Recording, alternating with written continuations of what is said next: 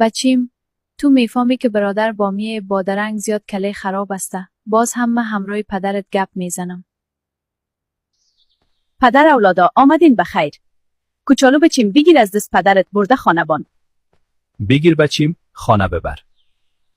پدر اولادا، بچه ما کوچولو عاشق دختر خاله گلپی شده، میگه خواستگاری بریم. مادر اولادا، خودت میفهمی که وضعیت ما خوب نیست و برادر بامی هم کله خراب است. من میفهمم که بادرنگ کله خراب است، اما ما همراه گلپی خارک گپ میزنیم جی بفهمیم که قبول کنه. درست است مادر اولادا، ما همراه گلپی خارک گپ میزنیم. مادر اولادا چی فکر میکنی؟ گلپی خارک قبول میکرده باشه یا نی؟ نه، من فقط از کله خرابی بادرنگ میترسم که باز کله او خراب نشه.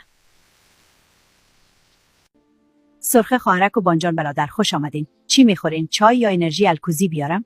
گلپی خواهرک، الکوزی نمیخورم، فقط چای باشه میشه. بانجان برادر، شما چطور هستین؟ و کوچولو چطورست؟ خوب است؟ گلپی خواهرک من خوب استم و کوچولو هم خوب است. گلپی خواهرک، شما یک باغ دارین و در باغ انار دارین و ما آمدیم در باغ شما میدزدیم انار شما.